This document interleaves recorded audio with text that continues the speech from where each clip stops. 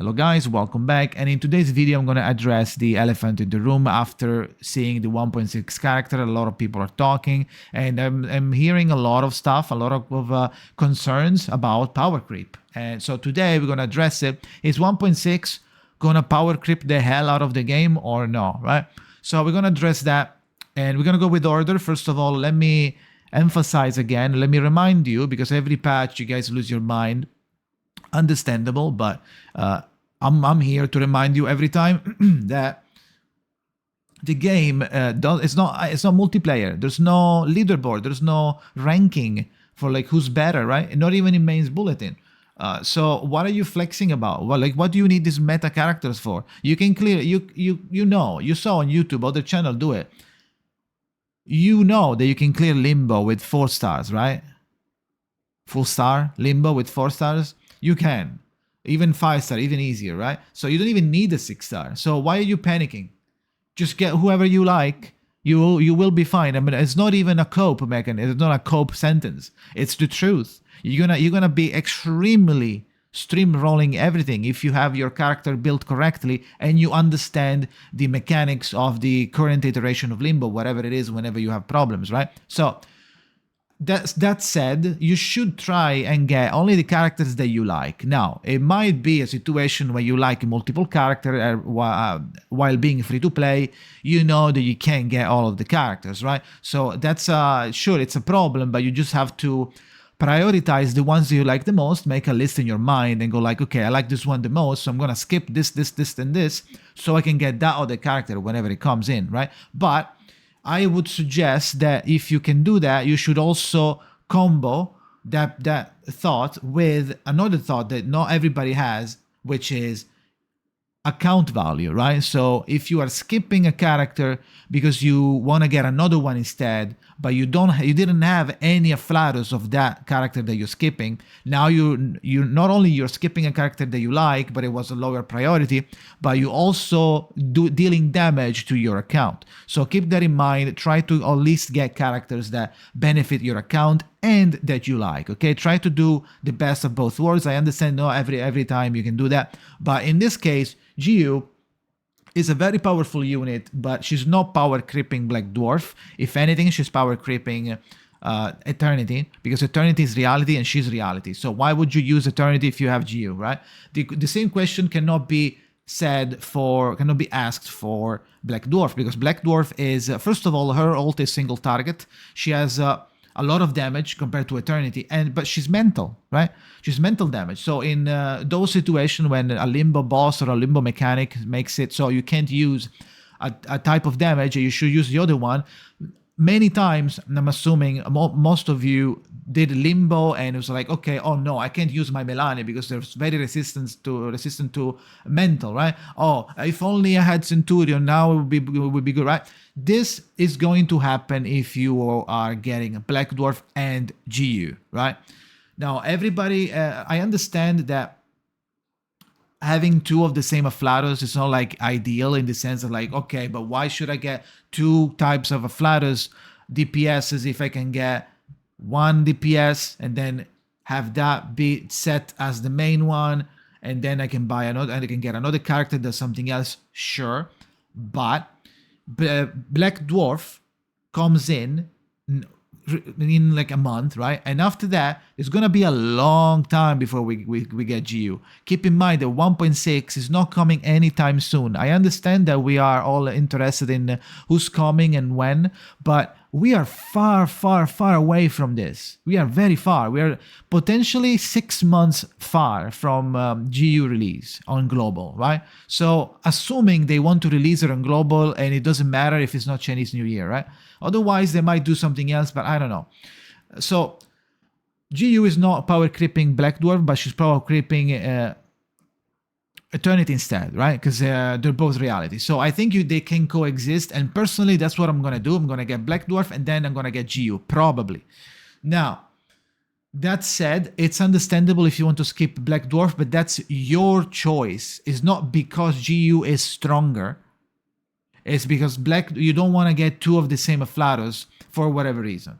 Or maybe because you're trying to save, because you want to do more pulls on future banners, maybe you want to get Shaman, etc. Now, as you can see here, on the tier list, on overall, Black Dwarf is S tier. In global, she's not out yet, but in China, she's not even S tier. Why? Because currently the specific focus on the limbo is plant and star. So when you take a look at the tier list to check which character is where, if you're looking at the CN, it's always most of the time, especially on Pridwen, it's gonna be arranged into whatever limbo is weak against on China. But if you check this global list out, this is the Chinese global list, and outside of limbo, and as you can see, Black Dwarf, Centurion, Melania, Spadodia are 0.5, which is almost the best, right? The only broken ones are Jessica and Dutferi, still T0 after so much time. And this survey was done on the 2nd of December of 2023, so a month ago. Now, that said, you can see that these characters are really, really high up. Same with Shamane. Same with 6. The only one falling down a little bit is 37, but you know why, so I'm not going to say that. I'm not going to explain that again. Eternity, after all of this, she's still T1. So if you don't want to change, you don't want to get Jiu because you don't like her style or you already have Eternity, you're not going to miss anything, right? She's still blasting. T1 is insane. You don't have to worry about it. Even Lilia, that everybody likes to shit on, she's really good. Still, T1, she's gonna do damage. Like, it's not like that big of a deal. People can clear everything with like Sweetheart or Satsuki Sonetto or like Dick, right? You can clear everything. You don't have to get the latest, right?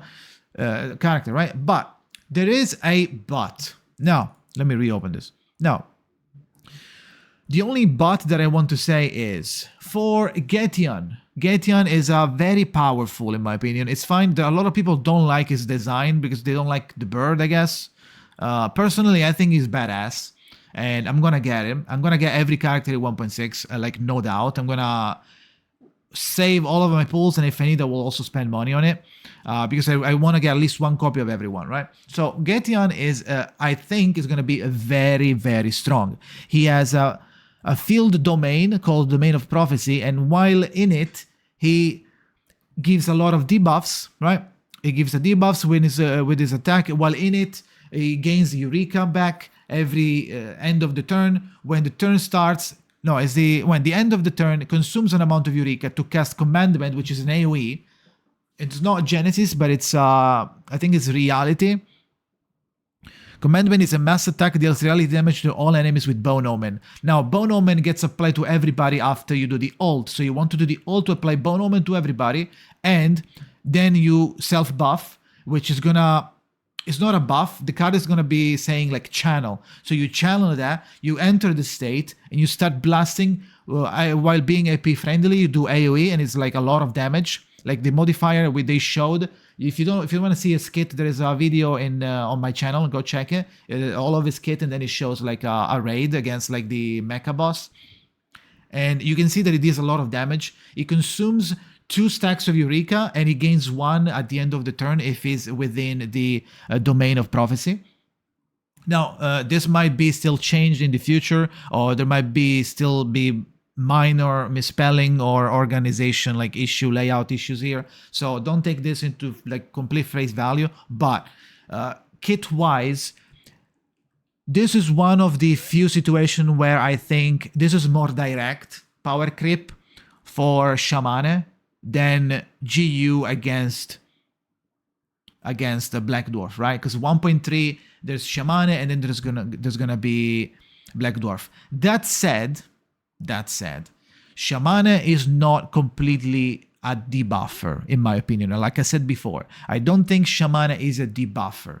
It says there is a debuff, but also says there is burst, right? It's very flexible, so you can put him everywhere, but it likes to do a lot of damage because his kit revolves around getting Natural Blessing and doing triggering a lot of stacks of it, and then ending up with the ult, which deals a lot of damage and consumes the Natural Blessing, uses it to refund you with the Moxie.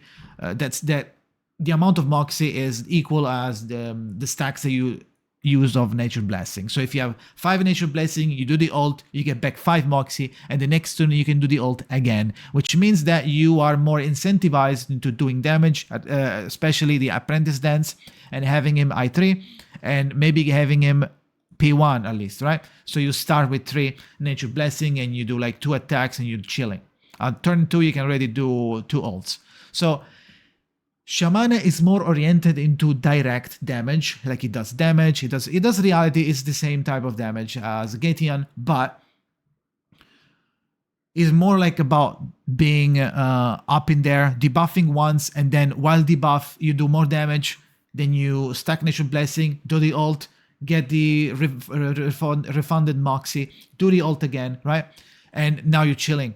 So you're doing a lot of damage with Shamane, which means that it's really AP hungry, wants to play a lot. So even though they say that it's flexible, realistically, in my opinion, it's not that flexible because you need to take into account that it's going to use a lot of AP. So unless you want to gimp his kit and like handicap him by not playing any other card and just playing the debuff, sure, you can do that. But at that point, you are wasting part of his kit because he's not doing any damage.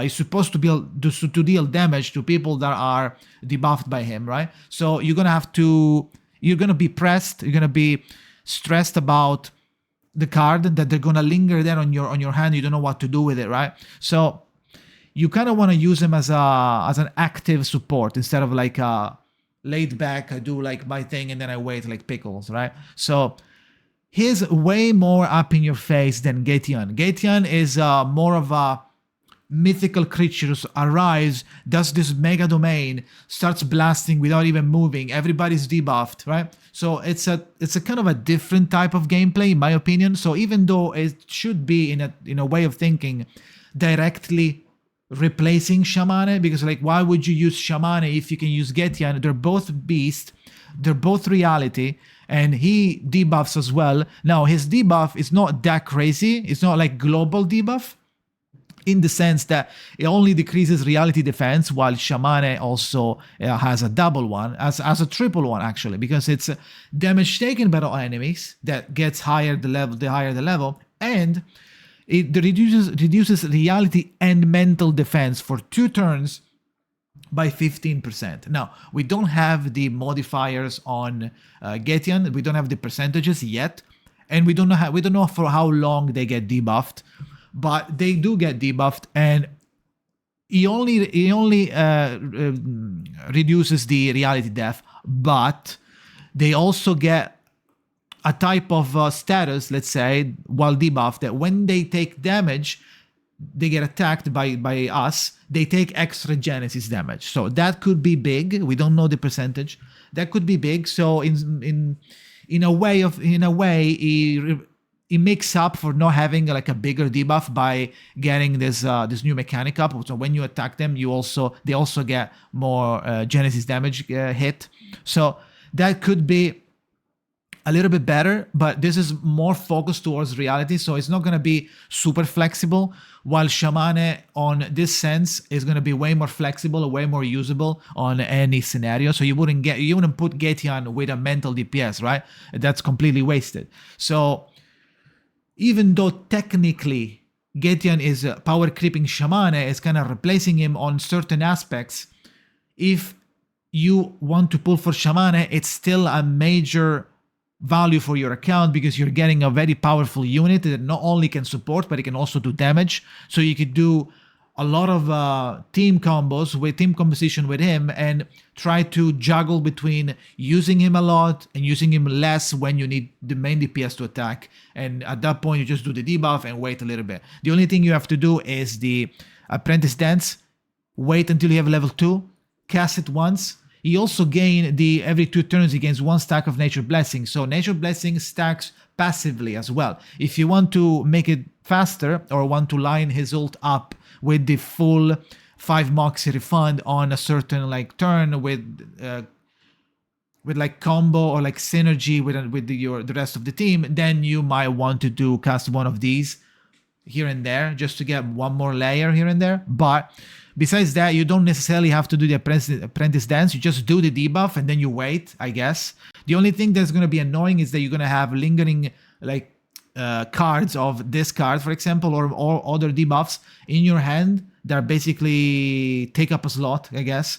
But besides that, Even though there is a little bit of power creep here, is a niche power type of power creep. It's going to power creep as one section of Shamane usefulness, okay, or role. So it's not completely Shamane is not completely out of the picture.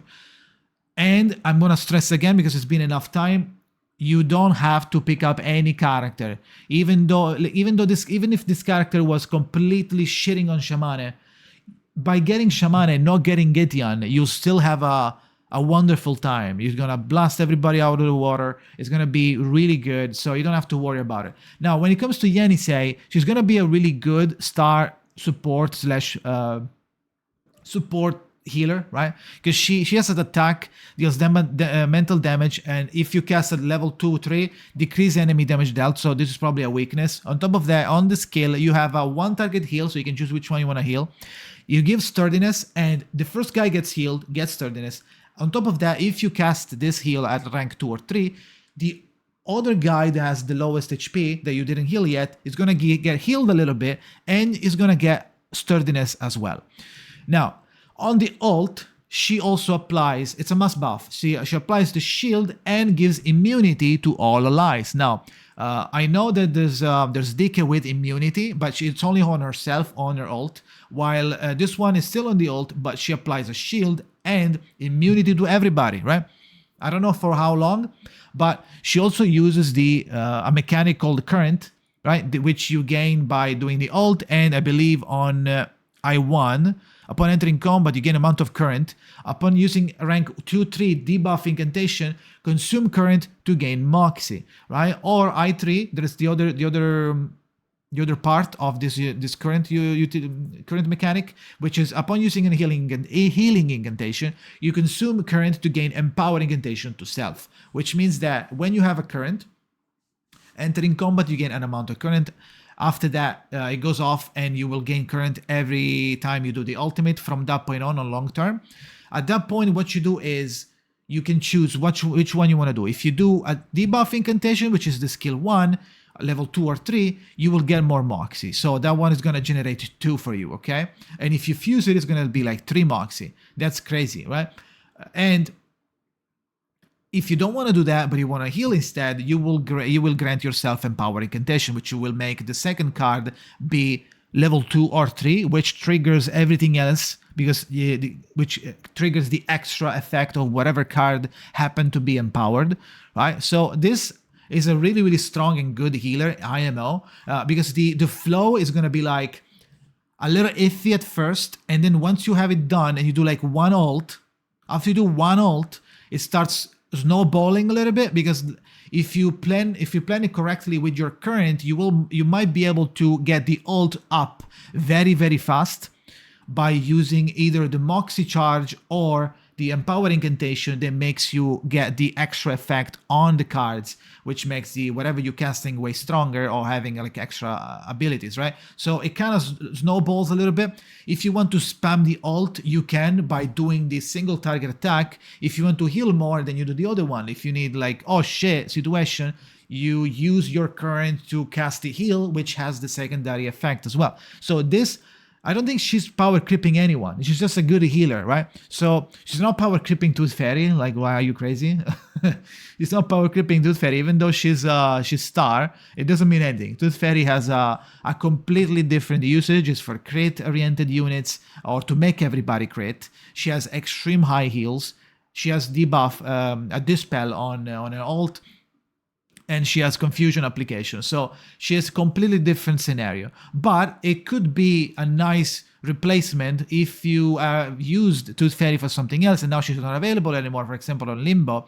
And now the secondary team could use some shield or could use some other support ability, and now you might want to give a chance to Yenisei because she looks like it's going to be really, really good, especially on damage mitigation, shield, immunity means immunity to stats down, negative status and control, and sturdiness and heal and weakness application. So she's going to be a very well-rounded 5-star healer, which I think is going to be really good. And you will probably get her to P5 if you are pulling for GU, because her banner, GU banner, also has Yenisei in it. I don't know if also Getian has her. We'll see, because like GU is a special one, so they might have it both in case you don't want to pull for GU banner. So I think that's it.